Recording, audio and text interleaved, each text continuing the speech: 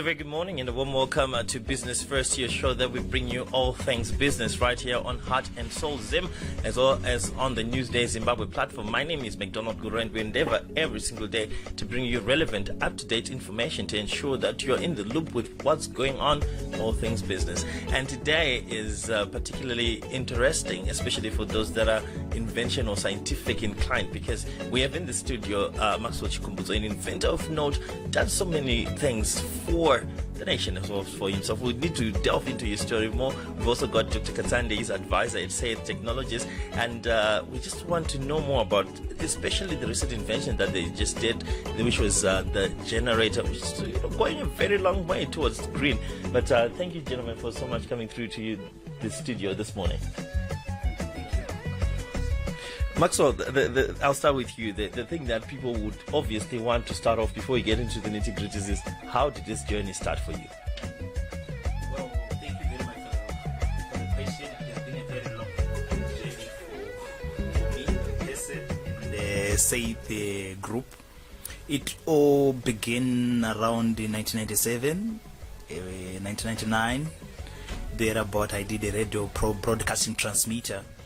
From that time, I did, I think, two other inventions, which was the navigation facilitator, a machine which is used to facilitate navigation when planes are coming to land, and the first jet engine, that was in 2002 thereabout. Then the Green of Grid machine was born in 2003, the idea, and it was a long journey from financing it, and also, you know, a lot of people were saying that this is very impossible. So it took long, but we thank God in 2009, the first working prototype was live, which was 1,200 watts. So it has been a very long journey. Then from 2009 to 2015, we did our 0.5 megawatt, which was the biggest machine. Yeah, so it has been a very long journey, but we thank God we've made it. Interesting indeed. And Yeah. Dr. Katsande, you've always been there, you know, for the journey, maybe from a perspective of you and watching the company, watching the inventions, watching the dynamics grow, your perspective. Yeah, thank you, McDonald. I think first of all, let me say that I get to know Max all the way back. I was with Pastor and Ambassadors for Christ, and he was a member of the church.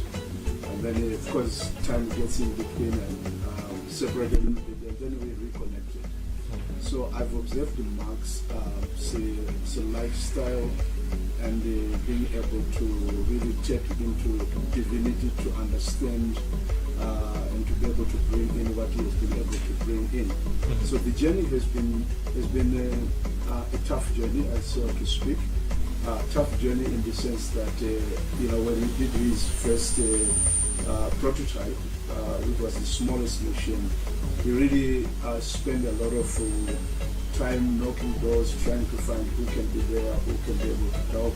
And then eventually we got connected with somebody who really showed very, very keen interest in him and working with him. And Mr. Wazara was there for him, working with him from that moment. And then the amazing Is this thing, Zach. yeah. And from the moment, then then Max later on developed this 0.5 megawatt machine, and it all became like a wow to all of us.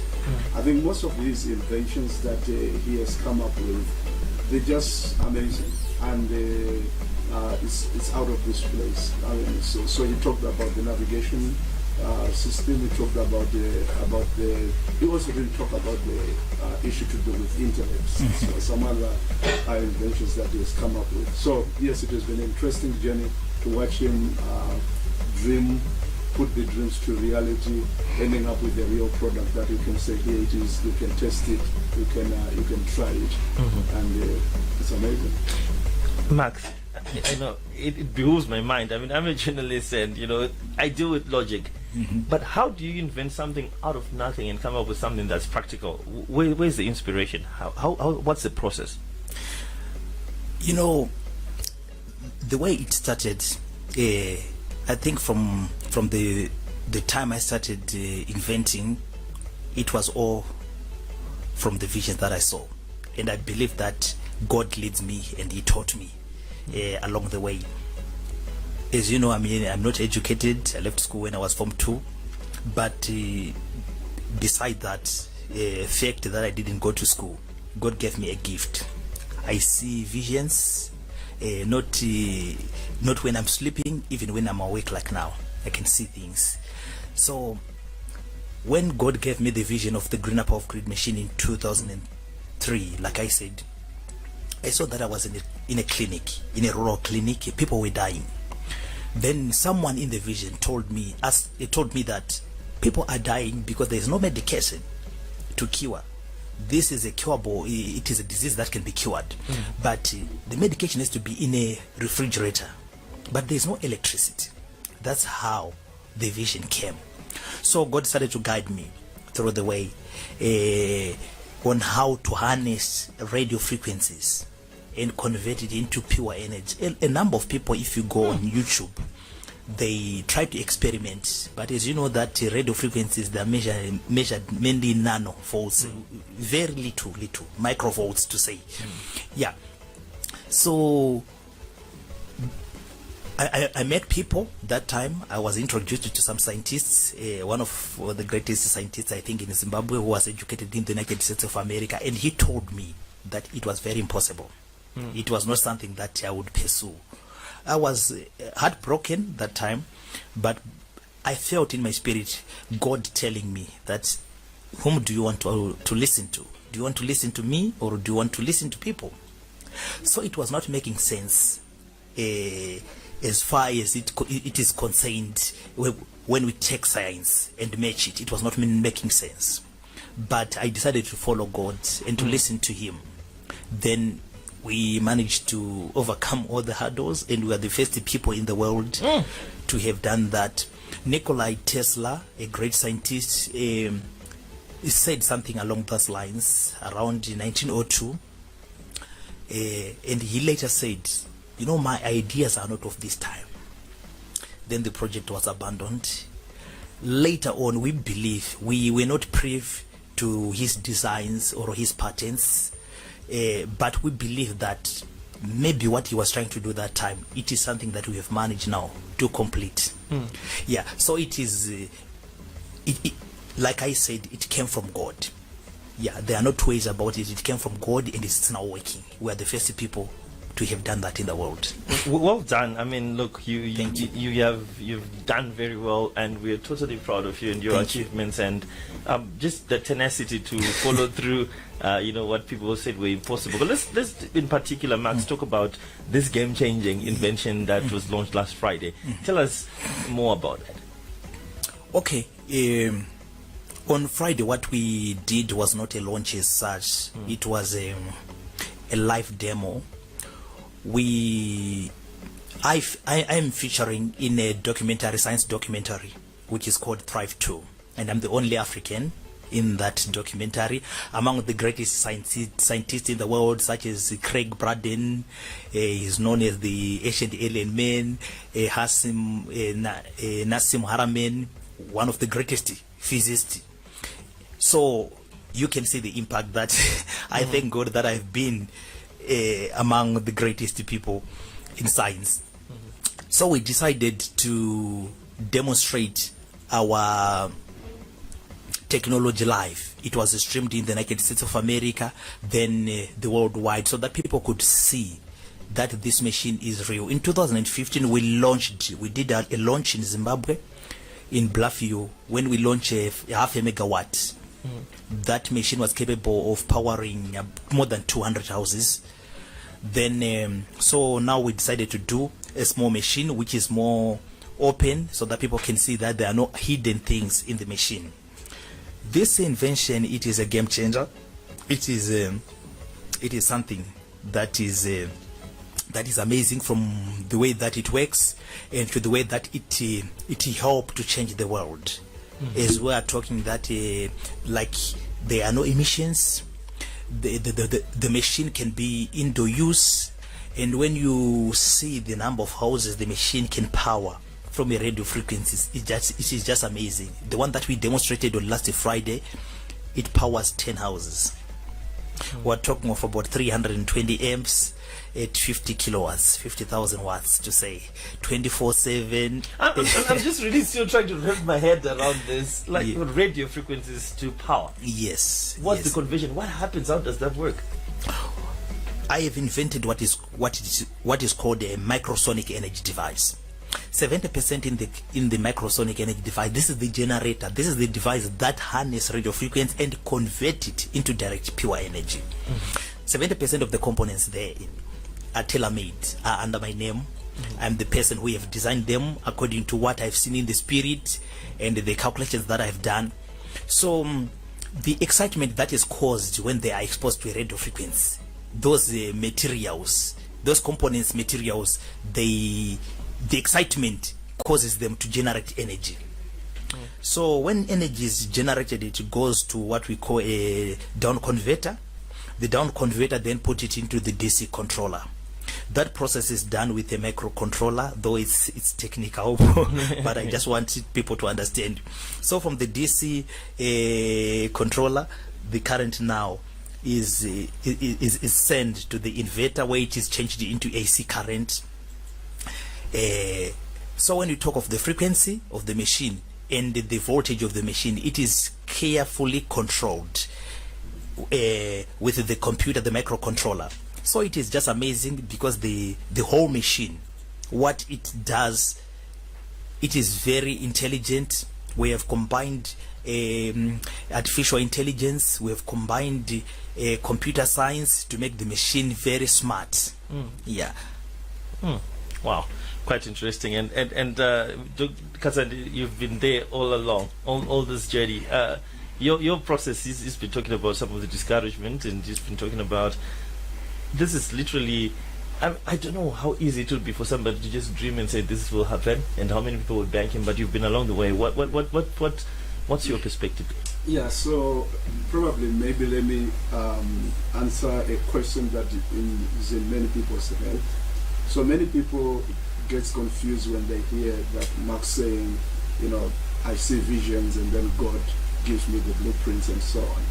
And so people would say, well, this is spiritual, and how would that really be practical? Yeah. But you see, it is very clear that in the Bible, God says that I've put my spirit in Bezalel to give him the gift, skills, witty inventions, skills of craftsmanship and so on. So I think God has always been in the business of enduring people, and it's a calling. All of us are called by God to be able to accomplish certain things in and through our lives. I believe that there is nobody on earth that is just here by accident. All of us are here with a mission, but what is critical is for us to be able to tap into that divine assignment. So I think this is exactly what Max has been able, to do, to be able to bring that home. So the journey, I think, from my experience with Max, is that you can actually tell, because when you are working with him and talking to him, you barely can be able to handle a conversation that goes beyond 20 minutes. Okay. Yeah, you barely can. So now I'm used to him. So I know when I'm having conversations, then I know, okay, it's time to switch off. It's just not going to go anywhere. It's not going to because work. His mind is always processing things. So I've said to him at some point, okay, Max, thank God for the new invention, but let's put it in the shelf. Let's focus on this one so that we can be able to get this to the market. Because every time he's always processing things. I mean, I'll tell you a very good story, just which happened recently. So we were talking to this guy from Mexico, right? Mexico. Yes. So we are talking after he saw Max Vision, and he said, oh, you know what, I do solar lights and street lights, but I have a problem that once it's winter, there's no sun, and my lights goes dark. And so then he said, is there anything you can do for me? So Max was quiet for about 30 seconds, and I'm looking at him and said, okay, the guy has asked the question, can you answer, please? So he's quiet for 30 seconds. Then he said, let me come back to you tomorrow. So the following day he calls me. He said, Pastor, I have a solution. I think we can be able to make a solar light. A light that cannot, a street light that cannot, that just goes on itself, using the same technology. I said, really? I said, yes. So he got into his normal thing and he did that, and then he said, okay, I've done the light. Just like that? Just like that. So it really amazes me, and this is why, if you have worked with inventors, you'll understand that you have to be a patient person. You have to be, because they live in a totally different world. Their thinking pattern is completely different from the way we think. And so you then have to be complementary and not quench out. And so he's always dreaming, he's always coming up with new things. And his motivation mainly comes from that source. He has been discouraged so many times, because by now he would have expected that things would have been at a different scale. But look, God has a time for everything. And just like what he said on Nikola Tesla, this journey started for this machine, started all the way to 2003, you said? Yes. But now we are where we are. And it looks a long time, but, the timing of the Lord is the perfect timing. It's perfect timing. I've had the privilege of interviewing many different people, and I can ask logical questions, but right now I'm bereft for words, because this is definitely, as you point out, Doc, that this is a different game. Now let's talk about when you then begin to answer questions or begin to solve problems. Let's talk about this particular generator. You did say you had a vision, and it was about powering electricity for rural hospitals and so forth. What other challenges were you addressing when you were working on this project? The major challenge that the world is facing right now is emissions, and also apart from emissions that have caused these global warming challenges. Everyone is aware of that. We have got some serious issues that we're facing as far as energy is concerned, like in Africa.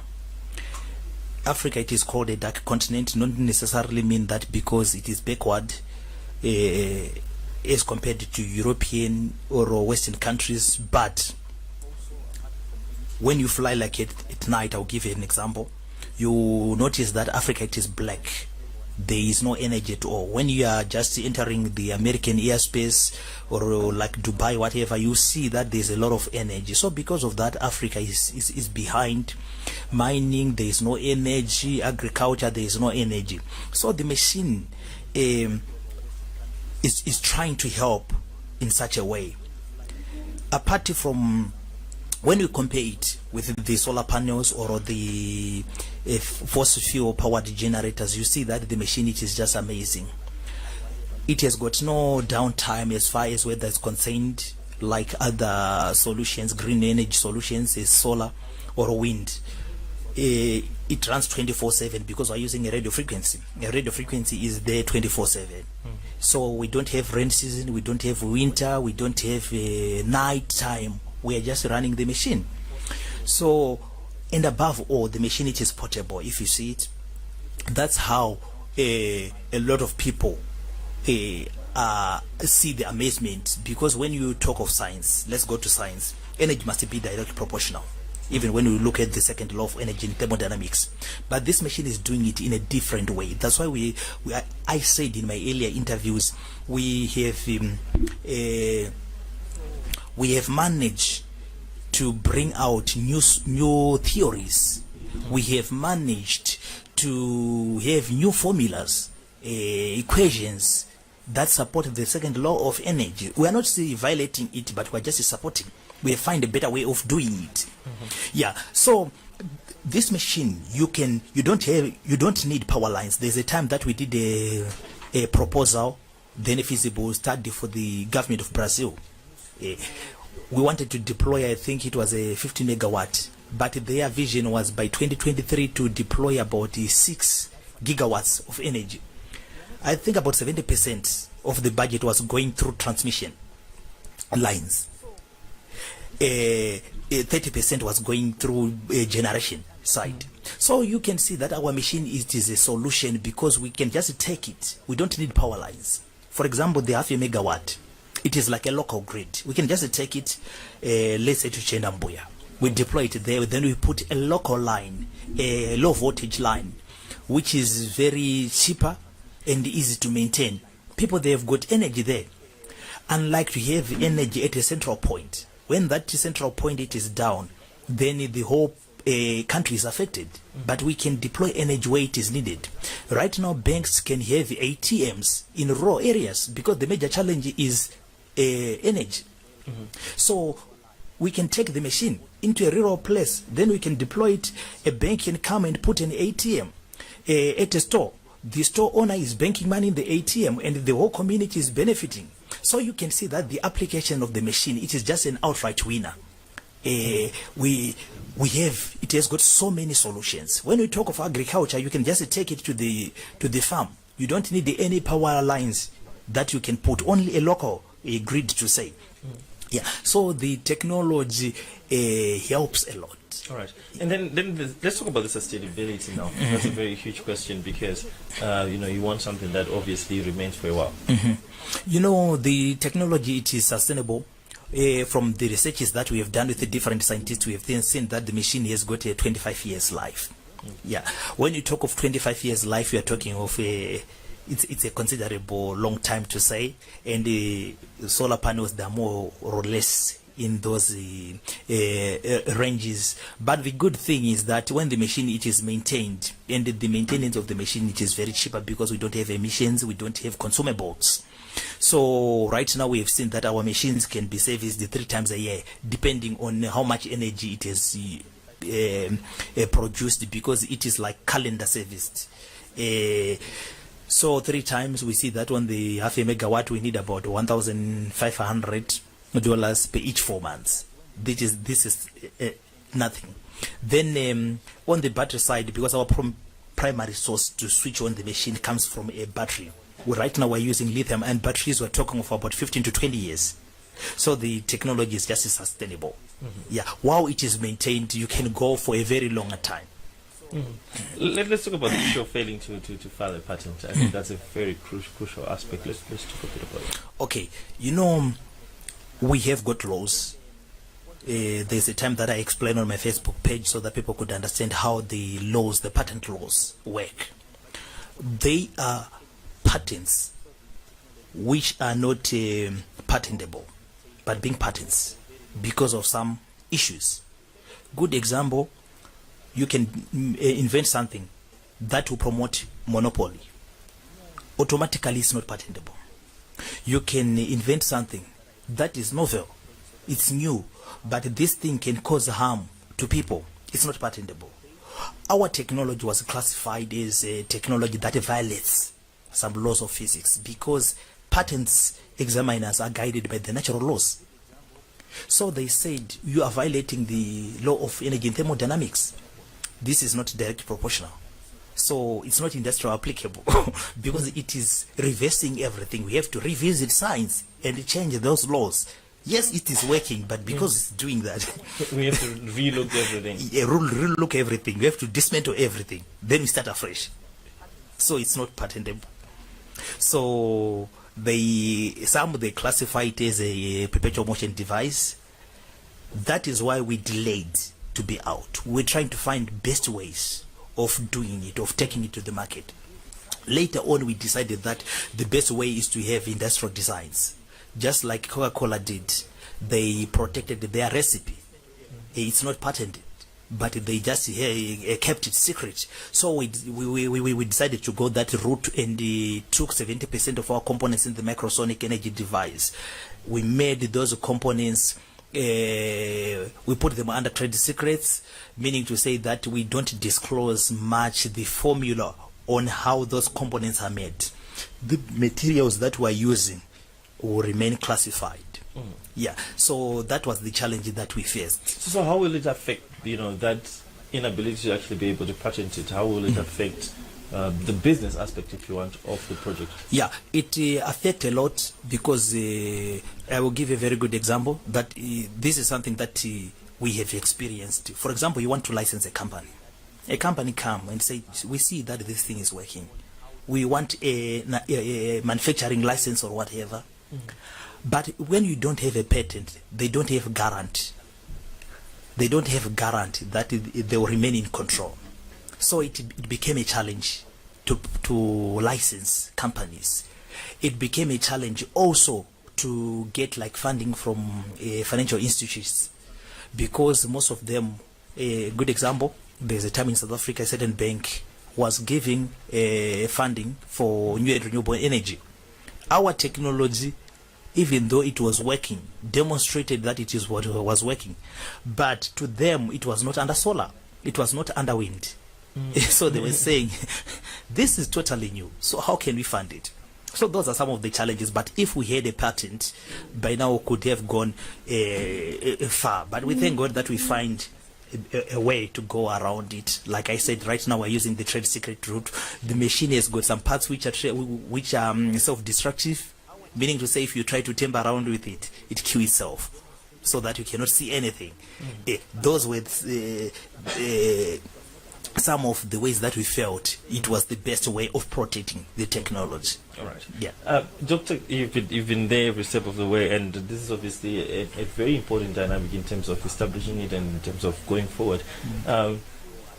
In those days when things get hard, how do you maintain that strength? How do you maintain that conviction to keep going? Yeah, I think we draw much our strength from focusing on God and ensuring that the Lord is continually speaking to our hearts, and especially Mark's heart. I think the main reason why, as a pastor, the main reason why I've stuck around with him is to actually, bring that spiritual guidance and motivation to ensure that his focus and view is not taken out from his call, because we really see this as a calling rather than anything else. So turning back to the source of encouragement is very, very pertinent and key. So, just going back to, probably sliding back to what he said about the issue of the effects of lack of patents, is one of the things is the confidence. People are know the normal, but when something that is a new normal comes in, then people really get shaken, and so really we have first start when people say, no, this thing is not patented, so how can we really entrust and put it? Yeah, but look, it's just a tale of time, because once we have the machine rolled out and people are harnessing power, anybody can come and take the machine. There is no radiation out of it. There is nothing, completely nothing, no any single trace of emissions, and no moving parts in the machines except a fan. So I think that way it will really bring back. So yeah, the motivation is to see that this is a calling, and God is leading somewhere with this. It may tarry, but it's not a denial. And the time will come that all things will actually become very plain, and people will embrace the technology. And we are praying too that once we keep on pushing and he doesn't give up on what God has given him, there's a time for everything. Indeed. Like Ecclesiastes say. Time for everything. Let's talk about support. Obviously, the kind of work that you're doing falls under, you're talking about the energy ministry, and you're talking about from a, state perspective. How has been the assistance or the supporting been for you? I think that's. I want to be very frank and open.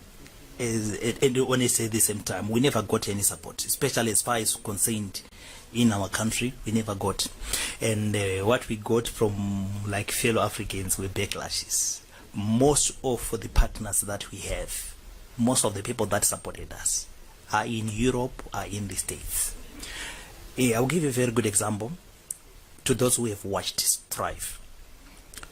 We spoke, and I invited them to send their scientists so that they can come and validate the technology.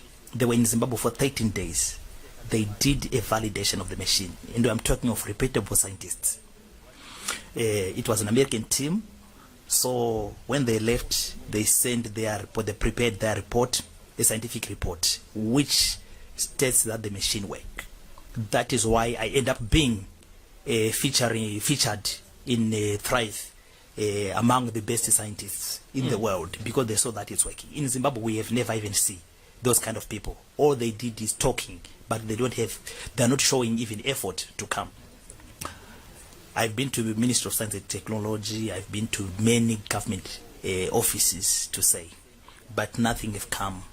And we're just praying that God will help us to make this technology change our country.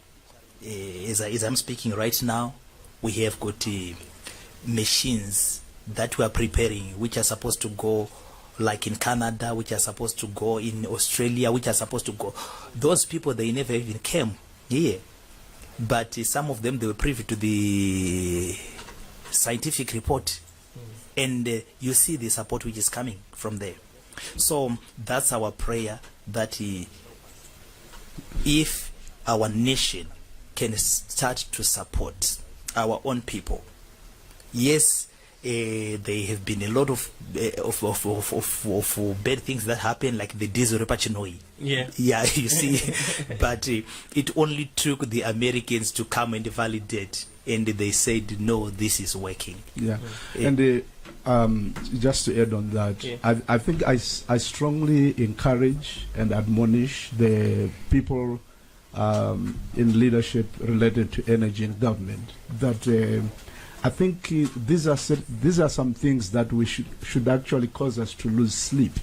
When you are a father, let me use that terminology. When you are a father and you hear that one of your sons has come up with something, even if you have doubt because of diesel repachinoi, you actually take initiative to say, okay, let me secretly send some people to engage with this young man to verify this, and then be able to see whether this thing is working. Or challenge him to say, hey, Max, we have heard what you are saying. We want you to create one generator that can be put in this government building, so that we can be able to test and see if what you are saying is actually correct. At least, just at minimum, to do that, it will really make an impact. I mean, for the past 1 week or so, I actually have been trying to access the new Minister of Energy, because I felt that this is something that he really needs to see, and be able to, make a conclusion on his own. So I sent him messages, and the messages are not answered. I gave him a call, the calls are not picked. But I just think that, if I was in that position, I would do test and try anything to see and to prove it myself, so that I can then be able to say, look, I looked at this thing doesn't work. Or I looked at this thing works, it's worth supporting. But I think that's what is lacking, with our institutions. But nevertheless, to say that in the past, there was a team that was put together, and for renowned men to come and look at the equipment. That was during RG's time. So they came, looked at the machine, and they knew the machine worked. It died there. Jeez. It died there. It must be tough, eh? It is tough, and it's so heartbreaking. You see, this is one problem that we have as Africans or as black people. We do not believe in ourselves. We want to make sure that anything that we need or any help, if it is going to be real, if it has to be real, it should either come from Europe or it should come from the United States. Things that we come up with ourselves, we cannot actually lose sleep over them.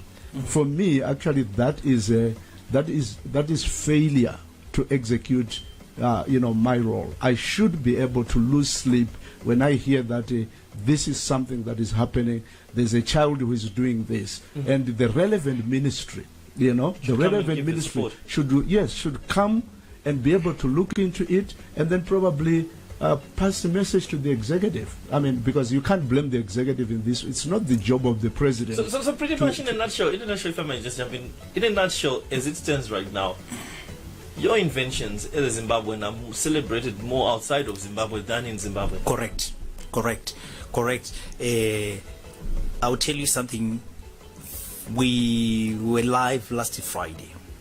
Doc is aware of that.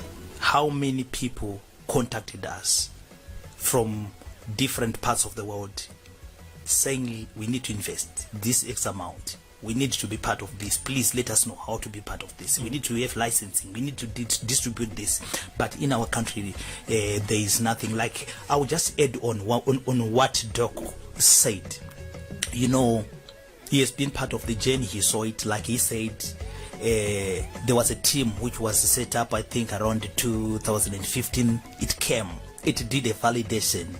Then they said, and I'm talking of big names here in Zimbabwe, in the science field.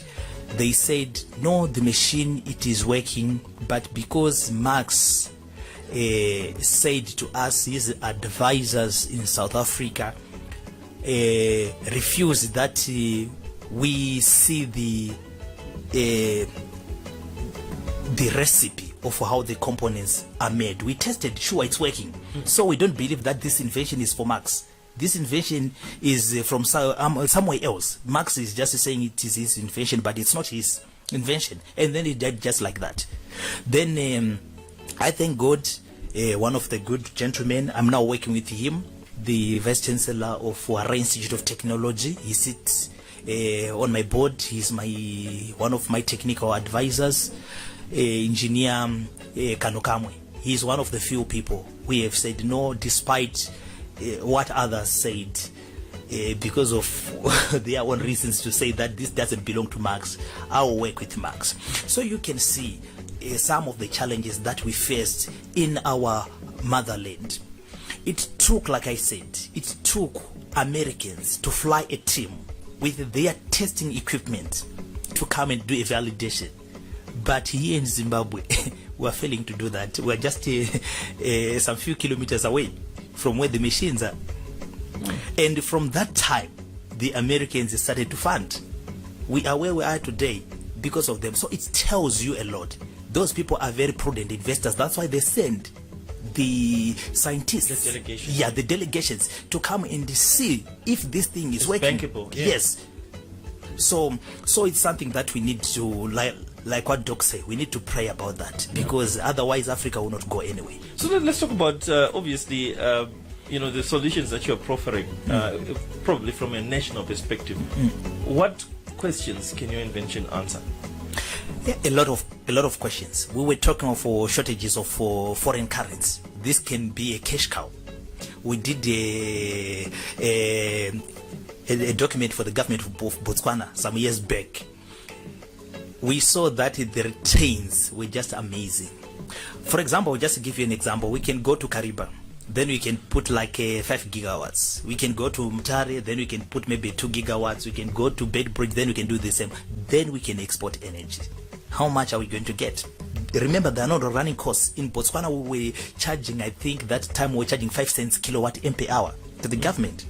But it was just something big. So this can save a lot. And apart from the forex, it can drive the economy of Zimbabwe when you talk of agriculture. There is shortage of energy. Industry.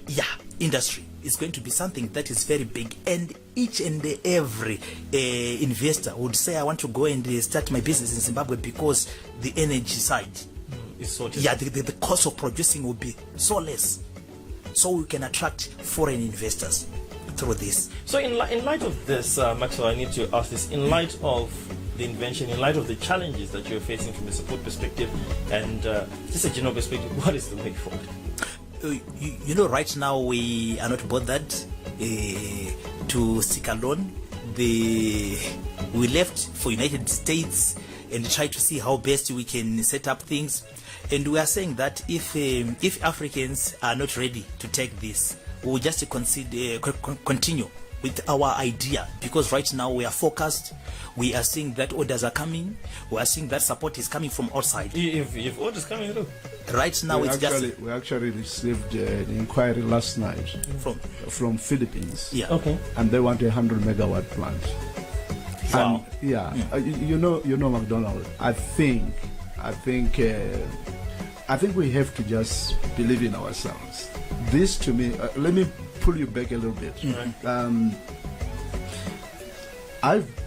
I've seen many articles that Max is in the US and so on. Of course, I mean, he has gone and he has come back. He's not staying in the US, he's here.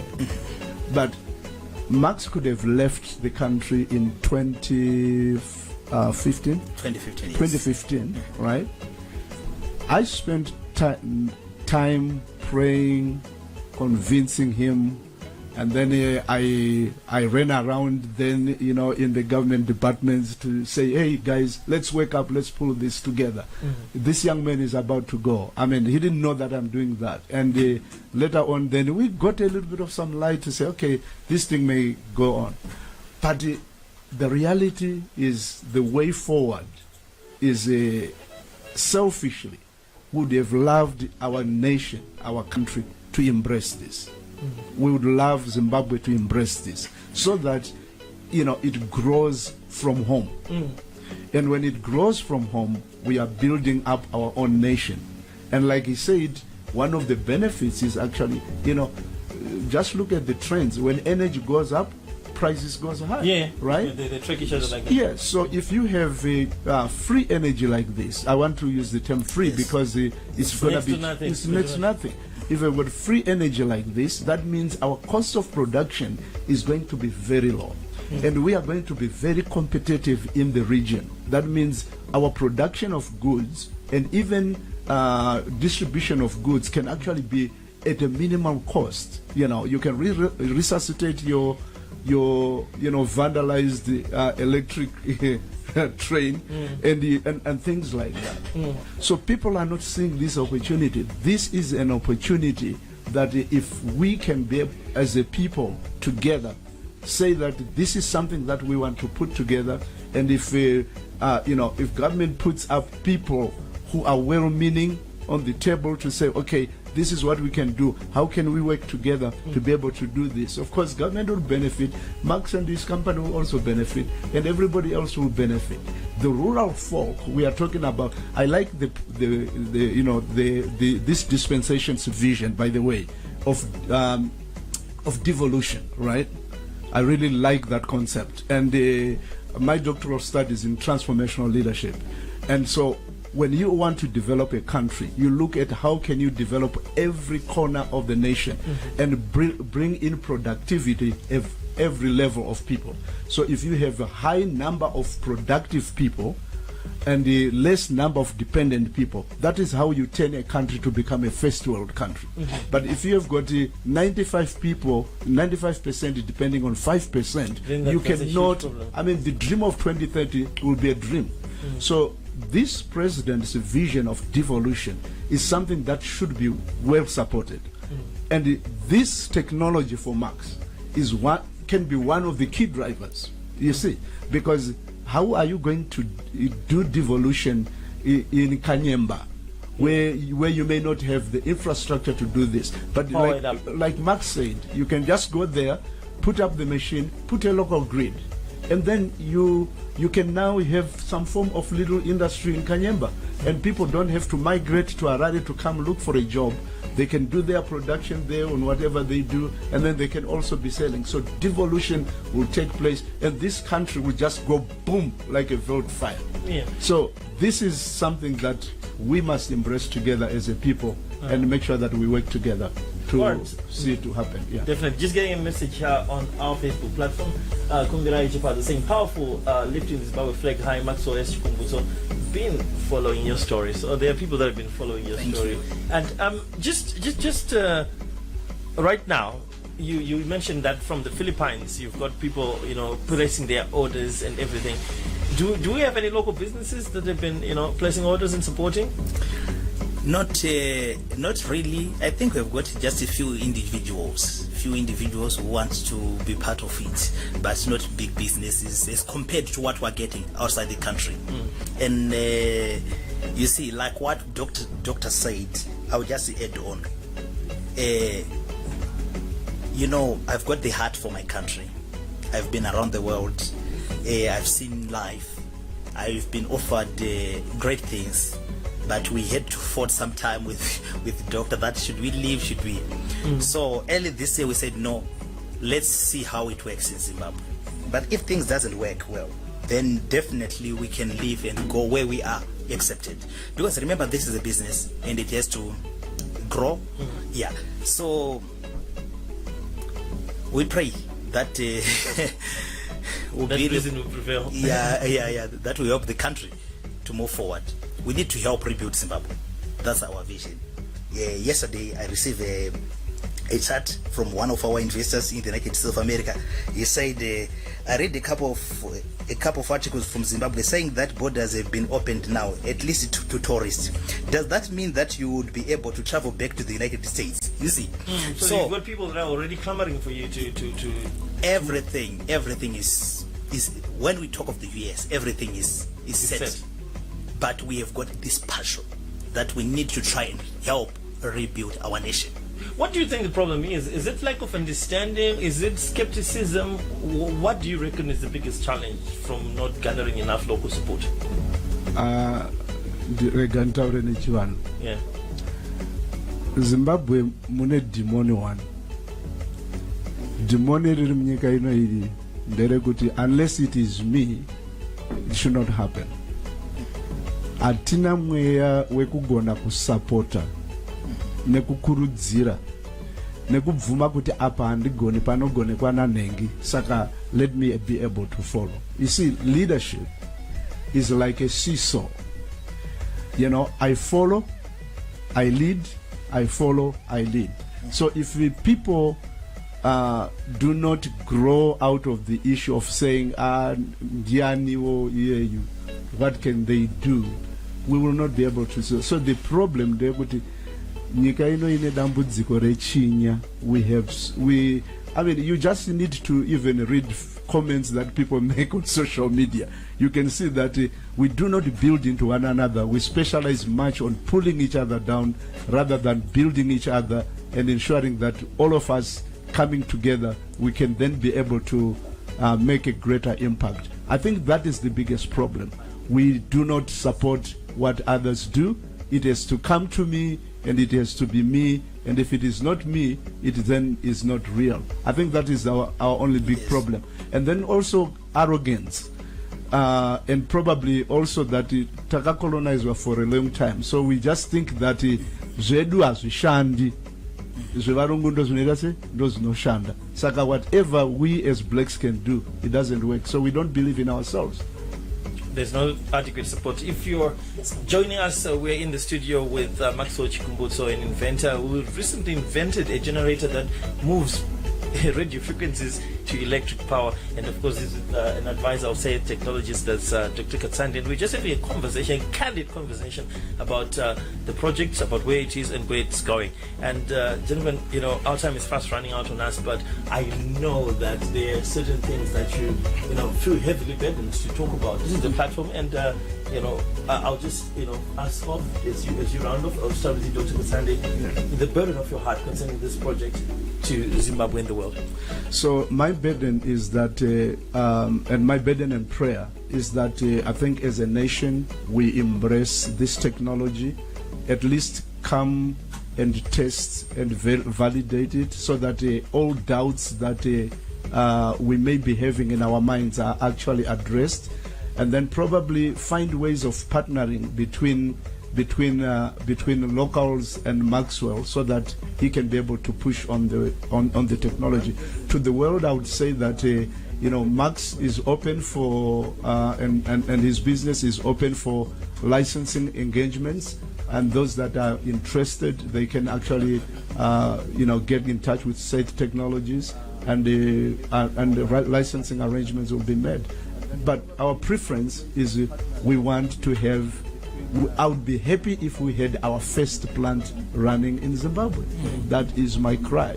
And if that could happen, then our story, it's not going to be Max's story, by the way. It's going to be a Zimbabwean story. And so if we succeed and we could embrace this, Zimbabwe will be on the map, and many of our challenges will be addressed through this technology. Because it's more applicable to many things. Max didn't tell you this. He tells me, because he's the guy behind, he tells me that he can actually utilize the same technology to power trains. Okay? So that's also alleviating the transport situation. It can alleviate the transport situation. So we but when we have our trains being powered by very cheap energy, transport costs will be cheap. It will just be amazing. Yeah. Thank you very much, my McDonald. I think my burden is I'll refer to an incident that happened that time when we said that we have got a number of people who came here in Zimbabwe. We saw that corruption has killed this nation, and I would want to address that. A lot of people, they come and say, what's in it for me? If there's nothing, and that's why that deal died. I was called, they told me what they wanted. When I refused, it died. So I think corruption has to be addressed. Some of these hurdles are being caused by selfish people, and apart from that, it's something that is so heavy in my heart that we need to start seeing and supporting our own. We have the ability, we have the gifts, skills to change the nations. There are so many Marxists in Zimbabwe in different sectors. So I think if we start to recognize our own people and industrialize, there is no way this country can move if we don't industrialize. We have to start producing. We have to make the industries work. So, and energy is the key component in everything. Yeah, thank you so much. That's all that I can say for now. Just getting some feedback here on our platform here on Heart and Soul Zim. Hilton Kandia says, game changer indeed. Bravo. So that to you. Thank you. Then, of course, getting another from Savile Lunga saying, this is very inspiring. You saw a problem and tried to get a solution. Lots of young people should get motivation from you, Maxwell. So, gentlemen, this is one of those interviews that you don't want to end because there is so much, nuggets that we're getting, and I really hope and I wish you all the best in all your endeavors, and that the powers that be could recognize and actually begin to support this noble initiative that you've started. Thank you so much. Thank you so much, McDonald. It was a pleasure being here. Fantastic. So that's what we had for you on Business First with McDonald Gurura. Today we had Maxwell Chikumbutso, a scientist inventor who recently invented a generator that converts radio frequencies to electric power. Also, Dr. Katsande, who is an advisor to Maxwell as well as to Safe Technologies, just telling us a bit more about the journey and, of course, what you can anticipate in the future. Total game changer it was, and many thanks for joining us. Go ahead and like our page on Facebook, Heart and Soul Zim. Tell a friend about it. Newsday Zimbabwe also is the other platform, and of course you can go ahead and you can follow me on Facebook. It's McDonald Gurura today, or Instagram and Twitter is McDonald Gurura. That's your handle right there. But many thanks for being with us, and we continue to give you cutting edge programming, giving you the relevant information that you need with its politics, business, social issues. This is Heart and Soul, and of course this was Business First, and I'm McDonald Gurura. Good day.